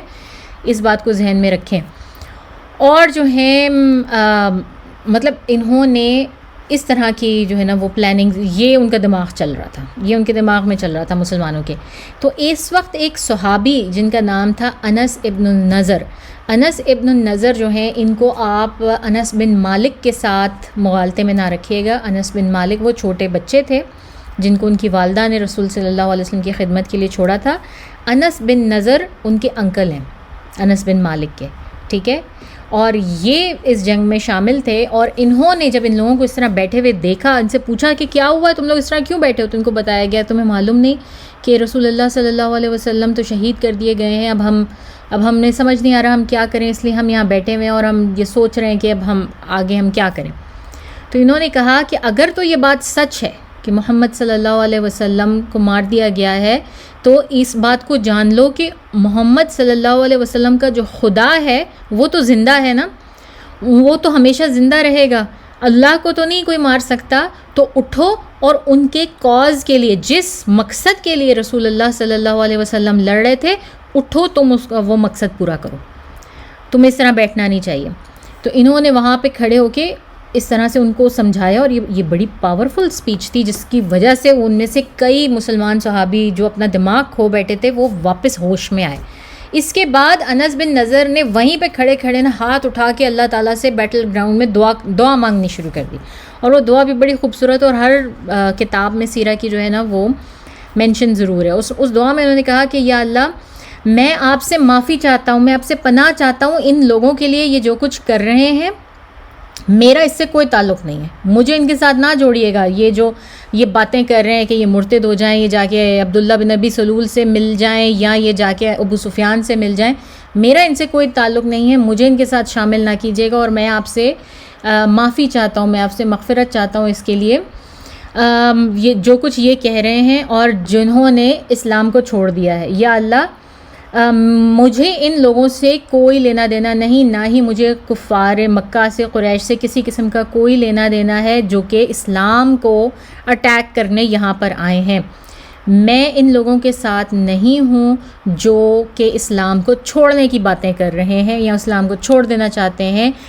نہ ہی میں ان لوگوں کے ساتھ ہوں جو کہ اس وقت ہم مسلمانوں کے اوپر یا اسلام کے اوپر اٹیک کر رہے ہیں. تو یا اللہ، آپ مجھے معاف فرما دیں، مجھے ان لوگوں سے دور رکھیں، ان سے میرا حساب ان کے ساتھ نہ کر دیجیے گا کہیں. یہ دعا جو ہے وہ انس بن نضر مانگ رہے ہیں. تو اس کے بعد انس رضی اللہ تعالیٰ عنہ نے اپنی تلوار نکالی اور وہ گھس گئے اینیمیز میں، اور انہوں نے گھمسان کی لڑائی لڑی. ابھی یہ اس انکاؤنٹر میں، اور جب وہ جا رہے تھے اپنی تلوار نکال کے، تو ان کا سامنا ہوتا ہے سعد بن معاذ سے، اور سعد بن معاذ ان سے پوچھتے ہیں کہ تم کس طرف جا رہے ہو ابو عامر، کہاں جا رہے ہو ابو عمر، ان کی کنیت تھی. تو انس نے ان سے کہا کہ مجھے احد کی پہاڑی پہ سے جو ہے نا جنت کی خوشبو آ رہی ہے، اور دیکھو کتنی خوبصورت یہ خوشبو ہے، میں خوشبو کی طرف جا رہا ہوں، مجھے احد کی پہاڑی پہ سے وہ خوشبو آ رہی ہے. اور اس کے بعد انس بن نضر جو ہے وہ لڑتے رہے یہاں تک کہ وہ شہید ہو گئے. ان کو واقعی جنت کی خوشبو آ رہی تھی کیونکہ ان کی شہادت قریب تھی، اور یہ ان کا ایک بڑا خوبصورت انکاؤنٹر ہے جو کہ ہوا. اور ان کو جسم پر اتنے زخم تھے، ان کے جسم پر اتنے زخم تھے، ان کا جسم، ان کا چہرہ مسخ ہو چکا ہوا تھا زخموں سے. ان کی بہن نے ان کو ان کی انگلیوں کی پوروں سے پہچانا تھا کہ یہ ان کا بھائی ہے انس بن نضر. تو ایسے جلیل القدر صحابی، ٹھیک ہے، یہ تھے. اس کے بعد ایک اور صحابی تھے جن کا نام تھا ثابت بن دہدا یا دردا یا دہدا. انہوں نے بھی لوگوں کو اکٹھا کرنا شروع کیا اور ان کو کہنا شروع کیا کہ او مہاجرین، او انصار، اگر محمد صلی اللہ علیہ وسلم جو ہے وہ خدا نخواستہ مارے جا چکے ہیں تو یاد رکھو کہ اللہ تعالیٰ ہمیشہ رہنے والا ہے، اللہ تعالیٰ حی القیوم ہے، اور اپنے فیتھ کے، اپنے اسلام کی ڈیفنس کے لیے لڑو اٹھ کے، اور اللہ تعالیٰ یقیناً تمہاری مدد کرے گا ان ہپوکریٹس کے خلاف، اور تم یقیناً فتح یاب ہوگے کیونکہ اللہ تعالیٰ تمہاری مدد کرے گا. تم اللہ کے لیے لڑ رہے ہو، تم اس لیے نہیں لڑ رہے تھے کہ محمد صلی اللہ علیہ وسلم تھے، بلکہ وہ بھی اسی لیے لڑ رہے تھے کہ اللہ ہے اور اللہ کے دین کو قائم کرنا ہے. انہوں نے اس طرح کیا. اور پھر ایک انصار کا ایک گروپ جو ہے اس نے ان کو جوائن کر لیا اور خالد بن ولید کے جو ہارس مین تھے ان کے اوپر حملہ کیا. اچھا اور یہ بھی جو ہے وہ آخر تک لڑتے رہے جب تک کہ یہ خود اور ان کے ساتھی جو انصار آ گئے تھے ان کے پاس ان کی باتوں سے وہ سب بھی شہید ہوئے. یہ سب کے سب بھی شہید ہو گئے. پھر ایک مہاجر ایک انصار کے پاس سے گزرے جو کہ پورے اوپر سے نیچے تک بری طرح خون میں لت پت تھے. ان کا چہرہ نہیں پہچانا جاتا تھا. انہوں نے کہا کہ میرے بھائیوں، کیا تم نے سنا کہ محمد صلی اللہ علیہ وسلم خدا نخواستہ مار دیے گئے؟ تو انصار نے ان کو کہا کہ اگر محمد صلی اللہ علیہ وسلم مر گئے تو اس کا مطلب یہ ہے. وہ انصار جو خود خون میں لت پت پڑے اور ان کا پتہ نہیں ہے کہ انہوں نے بچنا ہے کہ نہیں بچنا، وہ کہتے ہیں آگے سے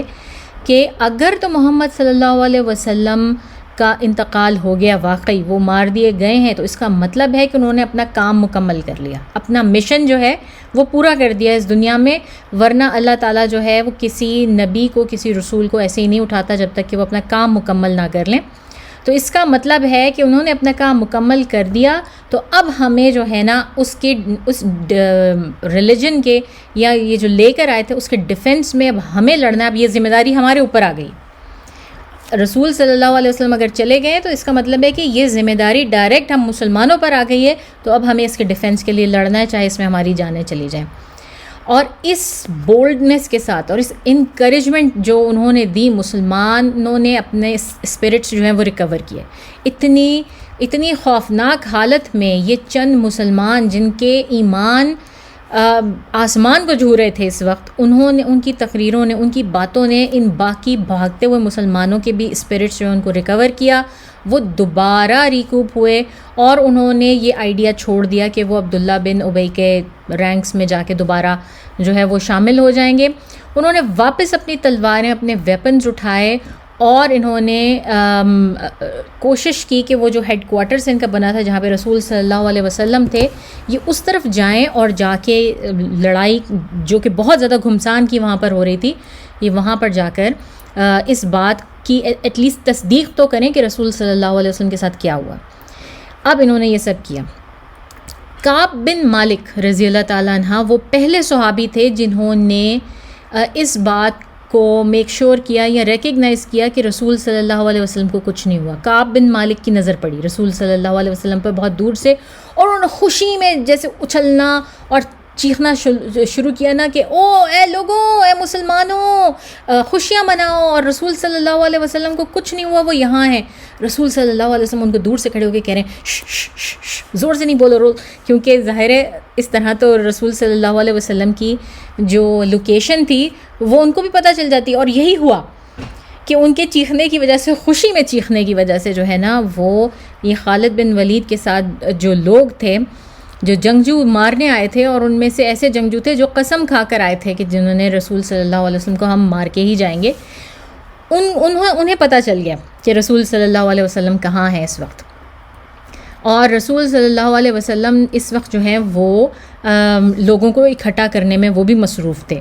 اور انہوں نے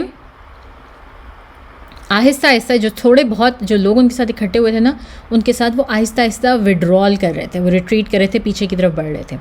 اچھا، یہ ہم نے 2 گروپس کی بات کر لی. مسلمانوں کا جو تیسرا گروپ تھا اس سارے کیوس میں، جو وہ مسلمانوں کا وہ گروپ تھا جو رسول صلی اللہ علیہ وسلم کے ساتھ ڈٹے ہوئے تھے، بالکل ان کے قریب تھے اور ان کے ساتھ ڈٹے ہوئے تھے، اور بہادری اور شجاعت کے انہوں نے جھنڈے گاڑ رکھے تھے. ان کو اپنی جانوں کی پرواہ نہیں تھی. یہ مٹھی بھر لوگ تھے، مگر ان کو یہ تھا کہ انہوں نے کہیں نہیں آنے جانا. اور ان لوگوں میں کون کون تھے؟ مشہور ترین نام تھے ابو دجانہ، مصعب بن عمیر، جن کا ہم نے ابھی دیکھا کہ ان کے پاس علم تھا، وہ شہید کر دیے گئے. علی بن ابی طالب، سہل بن حنیف، مالک بن سینان جو کہ فادر ہیں ابو سعید الخدری کے، ام عمارہ نسیبہ بنت المزینیہ، یہ خاتون ہیں جو کہ خاتون واریر جو کہ رسول صلی اللہ علیہ وسلم کو پروٹیکٹ کریں تھیں ان کے گارڈز میں. قتادہ بن النعمان، عمر بن الخطاب، حاتب بن ابی بلتہ، اور ابو طلحہ یہ سب وہ لوگ تھے جو کہ رسول صلی اللہ علیہ وسلم کے قریب ان کی لڑائی ہو رہی تھی. مگر یہ سب بھی لڑائی کے دوران رسول صلی اللہ علیہ وسلم سے ان میں سے بھی زیادہ تر لوگ جو ہے نا وہ اتنا دور ہو گئے تھے. لڑتے لڑتے آپ کو نہیں ہوش ہوتا، جہاں جیسے جیسے آپ کا انیمی جاتا ہے جو پوزیشنز بنتی ہیں کہ آپ کہاں پر ہیں، اور رسول صلی اللہ علیہ وسلم آہستہ آہستہ پیچھے کی طرف ریٹریو کر رہے تھے تاکہ وہ اپنا بچاؤ کر سکیں. تو رسول صلی اللہ علیہ وسلم کے ساتھ بہت تھوڑے سے جو ہے نا وہ کہتے ہیں 7 انصار 2 مہاجر، یا تو 9 لوگ تھے یا 11 لوگ تھے، اس طرح سے مطلب ایک آڈ نمبر کے لوگ جو ہے نا وہ رسول صلی اللہ علیہ وسلم کے ساتھ صرف رہ گئے تھے امیڈیٹلی. اچھا، اب جو لوگ مطلب جب لوگوں کو اندازہ ہوا کہ رسول صلی اللہ علیہ وسلم کی شہادت نہیں ہوئی اور وہ تھوڑا تھوڑا ان کے ارد گرد جمع ہونے لگے اور جو ہے وہ اپنی اتنی ہوپ جو ہے وہ لوز کر رہے تھے، تو رسول صلی اللہ علیہ وسلم ان کا جو ہے نا وہ مزید ان کی ہمت بندھا رہے تھے اور ان کو کہہ رہے تھے کہ میں اللہ تعالیٰ کا نبی رسول اللہ تمہارے بیچ میں موجود ہوں، پلیز اپنی ہوپ جو ہے وہ لوز نہیں کرو اور اللہ تمہاری مدد کرنے والا ہے. تو مسلمان اس شوق کے بعد وہ ایک ریلیف کی سچویشن میں آئے، اور اللہ نے اس کو بہت اچھی طرح سے ڈسکرائب کیا. اگین سورہ آل عمران میں یہ آیت 153 ہے سورہ آل عمران کی، جس میں اللہ تعالیٰ فرماتے ہیں، جس وقت تم چڑھے جاتے تھے اور کسی کو مڑ کر نہ دیکھتے تھے اور رسول تمہیں تمہارے پیچھے سے پکار رہے تھے، سو اللہ نے تمہیں ان کی پاداش میں غم دیا بسبب غم دینے کے، تاکہ تم مغموم نہ ہو اس پر جو ہاتھ سے نکل گیا اور نہ اس پر جو تمہیں پیش آیا، اور اللہ خبردار ہے اس چیز سے جو تم کرتے ہو. یہاں پر بھی اللہ تعالیٰ جو ہے وہ اس وقت کا نقشہ کھینچ رہے ہیں اور بتا رہے ہیں کہ کس طرح یہ آگے بھاگے جاتے تھے اور رسول صلی اللہ علیہ وسلم ان کو پکار کے اپنے قریب جو ہے وہ بلاتے تھے. اور پھر اسی طرح سے ایک اور آیت میں اللہ تعالیٰ نے فرمایا جو کہ 144 ہے، سورہ آل عمران کی ہی آیت ہے. سورہ آل عمران، سورہ نساء میں بہت ساری ایسی آیات ہیں جو کہ غزوہ بدر سے متعلق ہیں. جس طرح سورہ انفال ہم نے پوری کی پوری کی تھی جو کہ غزوہ بدر سے متعلق تھی. یہ سورہ آل عمران اور نساء میں جو ہیں وہ غزوہ احد سے متعلق آیات ہیں. تو 184 جو آیت ہے اس میں اللہ تعالیٰ فرماتے ہیں، اور محمد صلی اللہ علیہ وسلم تو ایک رسول ہیں، اس سے پہلے بہت رسول گزرے، پھر کیا اگر وہ مارے جائیں یا مر جائیں تو تم الٹے پاؤں پھر جاؤ گے؟ اور جو کوئی الٹے پاؤں پھر جائے گا تو اللہ کا کچھ بھی نہیں بگاڑ سکے گا، اللہ شکر گزاروں کو ثواب دینے والے ہیں. تو یہ وہ آیت ہے جو کہ حضرت ابو بکر صدیق نے بھی پڑھی تھی اور حضرت عمر رضی اللہ تعالیٰ عنہ کو سنائی تھی جب رسول صلی اللہ علیہ وسلم کی ڈیتھ ہوتی ہے، اس وقت بھی سنائی تھی. تو اس وقت بھی مسلمانوں نے اور خود رسول صلی اللہ علیہ وسلم نے یہ آیت سنا کے لوگوں کو ہوش میں لا رہے ہیں کہ ہوش میں آؤ کہ میری زندگی جو ہے وہ کچھ بھی نہیں ہے، وہ سب کی سب اللہ تعالیٰ کے حکم کے مطابق ہے، اور تم لوگ اللہ کے لیے لڑ رہے ہو، میرے لیے نہیں لڑ رہے ہو. تو یہ چیز جو ہے وہ بتا کے رسول صلی اللہ علیہ وسلم ان کے دوبارہ اسپرٹس کو بہت بحال کر رہے ہیں. تو وہ مسلمان جنہوں نے کفار سے بہت زیادہ تکلیف اٹھا لی تھی اور کانسٹنٹلی اور ایک دم سے ان کے خلاف کھڑے ہو گئے تھے، تو رسول صلی اللہ علیہ وسلم کے ارد گرد بھی جو ہے نا یہ ایک بہت بڑی فائٹ شروع ہو گئی، کیونکہ خالد ابن الولید کے فلینک کے لوگوں نے دیکھ لیا کہ رسول صلی اللہ علیہ وسلم جو ہے نا آلموسٹ ان کا کوئی گارڈ موجود نہیں ہے اور وہ بالکل ایسی حالت میں، بڑی نازک حالت میں ہیں اور اس وقت وہ حملہ کر سکتے ہیں. تو انہوں نے باقاعدہ حملہ رسول صلی اللہ علیہ وسلم کی زندگی کے لیے جو ہے نا ان کے اوپر باقاعدہ حملے شروع کر دیے، اور اتنے وائلنٹ حملے تھے کہ جتنے لوگ تھے نا رسول صلی اللہ علیہ وسلم کے ارد گرد ہر ایک بندہ مارا گیا، ٹھیک ہے، سوائے 2 لوگوں کے، باقی سب کے سب مارے گئے. جو کفار تھے انہوں نے مسلمانوں کو گھیر لیا. اور انس بن مالک سے روایت جو ہے وہ ایک مشہور روایت ہے جس میں کہ وہ کہتے ہیں کہ اس وقت رسول صلی اللہ علیہ وسلم کے ساتھ 7 انصار اور 2 مہاجرین، یہ ٹوٹل تعداد تھی ان کے اس گروہ کی جس نے ان کو پروٹیکٹ کرنا تھا. اور ان کو جو ہے ان لوگوں کے جھرمٹ میں رسول صلی اللہ علیہ وسلم آہستہ آہستہ پیچھے کی طرف ریٹریو کر رہے تھے. اب انہوں نے کس طرح سے رسول صلی اللہ علیہ وسلم کو ڈیفینڈ کیا، یہ بڑی خوبصورت کہانیاں ہیں کہ یہ لوگ تھے، یہ رسول صلی اللہ علیہ وسلم کو یہ لے کر کہتے ہیں کہ یہ ایک اوپر کی طرف چڑھے، پہاڑ کی طرف جانے لگے، اور وہاں پر ایک چھوٹی سی جھرری تھی، ایک کریوس تھی، پوری طرح اس کو کیو بھی نہیں کہا جاتا، جس میں ایک بندہ مشکل سے ٹیڑھا ہو کر گزرتا ہے، اندر جا سکتا ہے۔ وہاں پر یہ لے جا کر جو ہے نا رسول صلی اللہ علیہ وسلم کو انہوں نے کہا کہ آپ یہاں پہ رہیں رسول اللہ صلی اللہ علیہ وسلم، ہم آپ کو پروٹیکٹ کریں گے۔ اور یہ جو ہے انہوں نے وہاں پر ان کو رکھا، اور وجہ یہی تھی کہ ظاہر ہے جب آپ پہاڑ کے اوپر ہیں، رستہ اتنا مشکل ہے کہ پورا کا پورا گروہ ایک وقت میں نہیں آ سکتا، اور جتنی آپ چھوٹی جگہ میں ہیں اتنا کم سے کم جو ہے نا وہ اینمی انفلٹریٹ کر سکتا ہے آپ کے اندر، ایک وقت میں 2 لوگ بھی نہیں گھس سکتے ایک ساتھ، تو ایک بندہ آئے گا تو اس کے ساتھ لڑنا زیادہ آسان ہے۔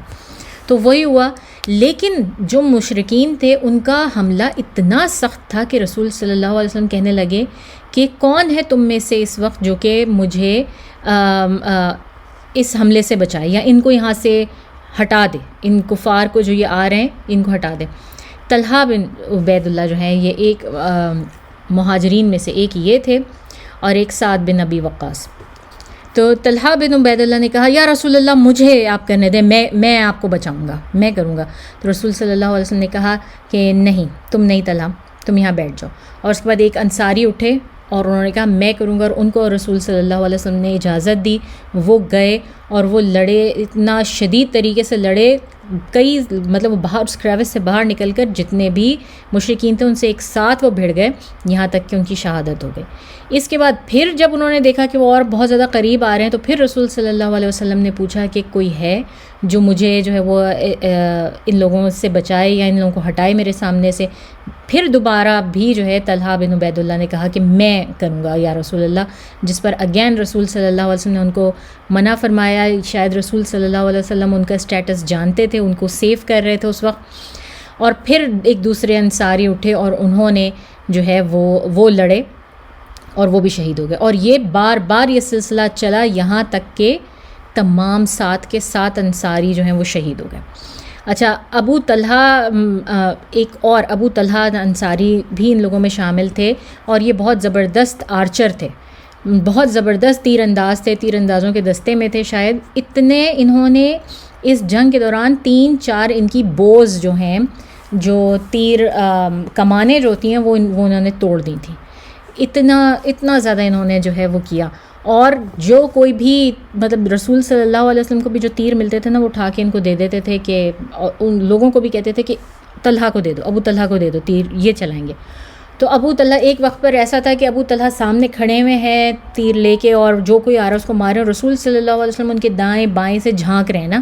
کہ کون ہے، اور باہر نکل کے دیکھنے کی خود کوشش کر رہے ہیں۔ رسول صلی اللہ علیہ وسلم خود ان سے بڑھ کر تو کوئی بریو ہستی نہیں تھی، تو ابو طلحہ ان کو کہتے تھے کہ یا رسول اللہ صلی اللہ علیہ وسلم آپ پلیز میرے پیچھے رہیں، ہرگز ایسا میرے ہوتے ہوئے ہرگز ایسا نہیں ہو سکتا کہ آپ کے سینے پہ کوئی تیر مارے جبکہ میرا سینہ موجود ہے، تو آپ کے سینے کے لیے میرا سینہ، وہ اس طرح سے کہا کرتے تھے۔ اور انہوں نے جو ہے ان کو نہیں آنے دیا، اور انہوں نے یہی کہا کہ مجھے آپ اپنے آپ کو بچانے دیجیے، آپ سامنے مت آئیے، ایسا نہ ہو مبادا کہ کوئی کراس فائر میں ہی آپ کو کوئی جو ہے وہ تیر لگ جائے۔ تو ابو طلحہ الانصاری اس طرح سے تھے۔ اور یہ جو ہے جیسے میں نے آپ کو کہا کہ جب یہ 7 کے 7 انصاری شہید ہو گئے، تو اس وقت رسول صلی اللہ علیہ وسلم کے پاس صرف اور صرف طلحہ بن عبید اللہ اور سعد بن ابی وقاص، یہ 2 لوگ جو ہے بچے۔ اور اس وقت رسول صلی اللہ علیہ وسلم اس وقت بھی ان کو یہ فکر ہو رہی ہے، انہوں نے کہا کہ ہم نے اپنے لوگوں کے ساتھ، اپنے انصاریوں کے ساتھ اچھا سلوک نہیں کیا، یہ ہم نے ان کے ساتھ جو ہے نا وہ انصاف نہیں کیا کہ وہ سارے کے سارے ہمارے لیے مارے گئے۔ اور یہ صحیح مسلم میں جو ہے وہ یہ ان کی حدیث موجود ہے۔ تو انصاریوں میں سے جو آخر شخص تھے وہ عمارہ بن یزید بن اسکان تھے، جو کہ وہ بھی اسی وقت تک لڑتے رہے جب تک کہ ان کے جسم پر اتنے زیادہ وونڈز لگے تھے، اتنے کٹس لگے تھے کہ جب تک وہ گر کے اور شہید نہیں ہو گئے، اور یہ ابن الحشام میں موجود ہے۔ یہ رسول صلی اللہ علیہ وسلم کی زندگی کا سب سے آکورڈ آور آپ کہہ لیں، یا ان کا سب سے آکورڈ مومنٹ تھا، کیونکہ اس سے پہلے طائف بھی گئے تھے رسول صلی اللہ علیہ وسلم، لوگوں نے وہاں پر پتھروں کی بارش کی تھی، ان پہ حملہ ہوا تھا، اور وہاں پہ بھی 2 لوگ تھے، لیکن وہ ایز سچ رسول صلی اللہ علیہ وسلم کی جان کے پیچھے نہیں پڑے ہوئے تھے، ان کو ہر طرح کی تکلیف پہنچانا چاہ رہے تھے اور چاہ رہے تھے کہ وہ شہر چھوڑ کے چلے جائیں، مگر یہاں پر تو جان کے اوپر حملے ہو رہے ہیں اور ریشو اتنا زیادہ ہے کہ بہت ہی مشکل ہے کہ بچ جانا، اس سچویشن میں کسی کا بھی بچ جانا جو ہے وہ بہت ہی مشکل ہے۔ ایک ورژن ہے صحیحین میں سے جو ہے وہ ایک ہے، اس میں ابو عثمان سے مروی ہے، اس وقت پر جب رسول اللہ صلی اللہ علیہ وسلم کے ساتھ اور کوئی نہیں بچا تھا سوائے طلحہ بن عبید اللہ اور سعد بن ابی وقاص کے، تو یہ موسٹ ڈینجرس اور آکورڈ، سب سے زیادہ خطرناک اور سب سے زیادہ عجیب و غریب سچویشن تھی رسول صلی اللہ علیہ وسلم کے لیے۔ اب طلحہ بن عبید اللہ جو ہے نا، یہ مکہ سے تھے، جو کہ صرف اور صرف تیر انداز ہی نہیں تھے بلکہ یہ واریر بھی تھے۔ تو انہوں نے باہر نکل کے انہوں نے بھی جو ہے نا پھر قریش کے ساتھ لڑنا شروع کیا، جو آ رہے تھے۔ اب جب کوئی نہیں بچا تو اب طلحہ بن عبید اللہ کی باری آئی۔ پہلے انہوں نے تیر چلائے، جب تیر ختم ہو گئے تو انہوں نے اپنی تلوار نکالی، تلوار نکال کے اسے لڑنا شروع کیا، لیکن ان کا تلوار کا جو بٹ ہوتا ہے نا، جس میں آپ نے ہاتھ ڈال کے پکڑنا ہوتا ہے، وہاں پر کسی مشرک کی تلوار اٹک گئی اور وہ ایسے اس نے کھینچ کے نکالی کہ ان کی انگلیاں کٹ گئیں ساتھ ہی، جہاں پر انہوں نے پکڑی ہوئی تھی تلوار، اس کے اندر سے جب وہ نکالی کھینچ کے، اور ان کے منہ سے جیسے تکلیف میں آواز نکل جاتی ہے نا، آؤچ کی، یا ایک ایکسپریشن نکل جاتا ہے ہمارے منہ سے تکلیف کا، مطلب وہ تو تکلیف کی ہم سوچ بھی نہیں سکتے کہ کیا تکلیف ہوگی۔ تو ان کے منہ سے جو ہلکی سی آواز بھی نکلی نا، رسول صلی اللہ علیہ وسلم ان کے پیچھے تھے اور رسول صلی اللہ علیہ وسلم کہتے ہیں، طلحہ اگر اس وقت تم یہ آؤچ کہنے کے بجائے بسم اللہ کہہ دیتے نا، تو یقین کرو کہ لوگ دنیا دیکھتی کہ اس وقت تمہیں فرشتے جو ہے نا وہ اٹھا کے آسمان تک لے کر جاتے اور تمہیں ساری کی ساری دنیا دیکھتی اور تم ان کے اوپر تیر رہے ہوتے ہیں یا اوپر فلائی کر رہے ہوتے ہیں، اڑ رہے ہوتے ہیں۔ اب اتنی ایسی گریو سچویشن میں بھی رسول صلی اللہ علیہ وسلم ان کو ایک بات کی تعلیم دینے سے پیچھے نہیں ہٹ رہے، اور ہمیں یہ وہ جگہ ہے جس سے ہمیں پتہ چلتی ہے کہ ہمیں کوئی تکلیف آئے تو ہمیں اس پہ بسم اللہ کہنا ہے، آؤچ نہیں کہنا، ہائی ہائی نہیں کرنا یا کچھ اور نہیں کرنا۔ یہ وہ جگہ ہے، اور اتنی کریٹیکل جگہ ہے جس میں کہ زندگی اور موت کے بیچ میں ہے، اور طلحہ بن عبید اللہ کو رسول صلی اللہ علیہ وسلم یہ بات کہہ رہے ہیں۔ اور پھر اس کے بعد جو ہے طلحہ بن عبید اللہ لڑتے رہتے ہیں یہاں تک کہ جو جس ہاتھ کی ان کی انگلیاں کٹ جاتی ہیں وہ مزید اور جگہ سے بھی مطلب اس کے اوپر ایسے زبردست قسم کے جو ہے وہ وونڈز آتے ہیں کہ یہ ہاتھ ان کا لیٹر آن بالکل ناکارہ ہو جاتا ہے، طلحہ بن عبید اللہ کا، اور لوگ ان کو دیکھتے ہیں چلتے پھرتے۔ بلکہ ایک اور ورژن میں قیس بن ابی حزام جو کہ البخاری میں موجود ہے، وہ کہتے ہیں کہ میں نے دیکھا طلحہ بن عبید اللہ کا ہاتھ جو ہے وہ اس طرح پیرالائز ہوا، اور یہ اس وجہ سے تھا کہ انہوں نے رسول صلی اللہ علیہ وسلم کو جنگ احد کے دوران جو ہے وہ بہت بہترین طریقے سے ان کی حفاظت کی، اور یہ صحیح البخاری میں یہ چیز موجود ہے۔ ترمذی میں بھی ایک اسٹیٹمنٹ ہے رسول صلی اللہ علیہ وسلم کی جو کہ انہوں نے طلحہ بن عبید اللہ کے بارے میں کہی، اور وہ یہ تھی کہ جو شخص کوئی چاہے کہ وہ چلتا پھرتا شہید دیکھے، اگر کسی شخص نے دیکھنا ہے چلتے پھرتے شہید کو تو وہ طلحہ بن عبید اللہ کو دیکھ لے۔ یہ چلتے پھرتے شہید ہیں، شہید نہیں ہوئے، بہت بری طرح زخمی ہوئے، ان کی بازو پیرالائز ہو گیا بالکل، لیکن رسول صلی اللہ علیہ وسلم نے ان کے لیے یہ کہا، اور یہ بہت بڑا آنر ہے، اور یہ مشکات میں بھی موجود ہے، ترمذی میں بھی موجود ہے، ابن ہشام میں بھی موجود ہے۔ ابو داؤد طیالسی جو ہیں ان کی اتھارٹی پہ وہ کہتے ہیں، عائشہ رضی اللہ تعالیٰ عنہ نے کہتی ہیں کہ جب احد کا دن جب بھی مینشن کیا جاتا ہے تو میرے والد ابو بکر کہا کرتے تھے کہ یہ تو طلحہ کا دن تھا، احد کا دن جو ہے وہ طلحہ کا دن تھا، یعنی کہ ابو بکر رضی اللہ تعالیٰ عنہ طلحہ بن عبید اللہ رضی اللہ تعالیٰ عنہ کی مدح سرائی میں جو ہے وہ پوئٹری بھی پڑھتے تھے، انہوں نے پوئٹری کی ایک لائن بنائی اور وہ پڑھتے تھے کہ جو جنت ہے وہ ایسے لوگوں پر واجب ہو جاتی ہے اس طرح سے جس طرح سے ہرن کے اوپر ایک پانی کے جھرنے سے پانی پینا واجب ہوتا ہے، وہ ان کے لیے اس طرح سے جو ہے انہوں نے ایک وہ بنائی ہوئی تھی، اور یہ مختصر تاریخ دمشق میں جو ہے یہ نریشن موجود ہے۔ تو یہ طلحہ بن عبید اللہ تھے، انہوں نے اس طرح سے رسول صلی اللہ علیہ وسلم کو ڈیفینڈ کیا، اور ہم اپنے ٹائم سے بہت اوپر ہو گئے ہیں، 10 منٹ غالباً ہمیں ہو گئے ہیں۔ تو تھوڑا سا اور بس سعد بن ابی وقاص کا کرتے ہیں، پھر ہم آج کا سیشن ختم کریں گے. یہ ٹاپک ہمارا ختم نہیں ہو رہا. سعد بن ابی وقاص جو ہیں وہ رسول صلی اللہ علیہ وسلم کو ڈیفینڈ کر رہے تھے، اور جو لوگ رسول صلی اللہ علیہ وسلم پر حملہ کر رہے تھے نا، ان میں ان کا بھائی عتبہ بن ابی وقاص بھی شامل تھا. اور انہوں نے کئی دفعہ کوشش کی کہ وہ عتبہ کو خود مار دیں، لیکن وہ نہیں کر سکے، بلکہ ایک دوسرے صحابی کے حصے میں یہ شرف آیا.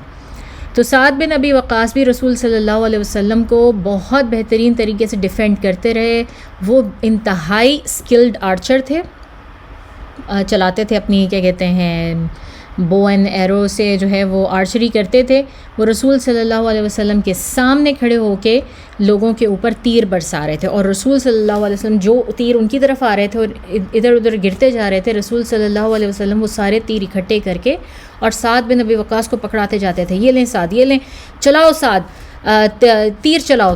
میرے ماں اور باپ تم پر قربان ہوں سعد، یہ لو تیر چلاؤ.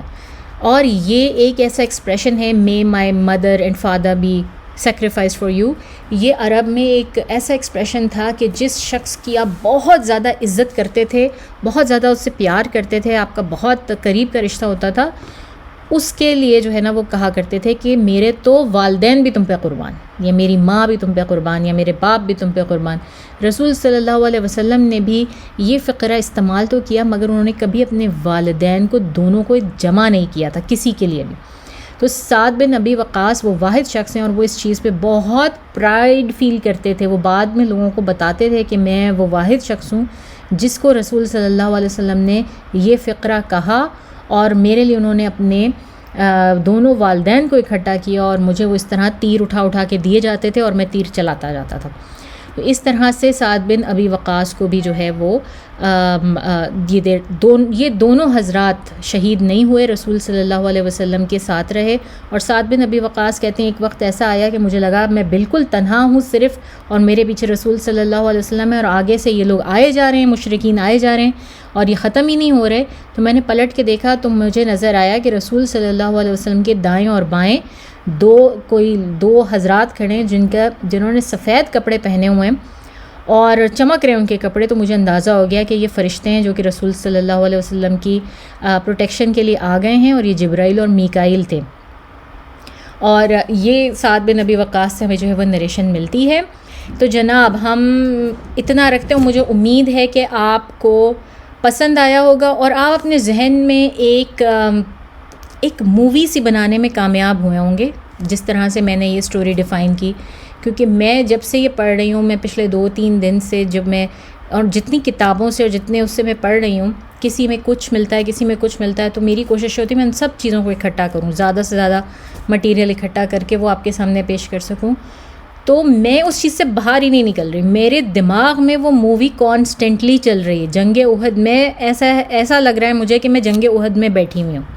اور میرے ارد گرد یہ سارا کچھ ہو رہا ہے. اور میں یہی چاہتی ہوں کہ آپ سب بھی اس کو اسی طرح سے دیکھیں، اسی طرح سے کریں. اب تک کے لیے اتنا ہی. بہت دعاؤں میں یاد رکھیں، اپنا اور سب کا بہت زیادہ خیال رکھیں.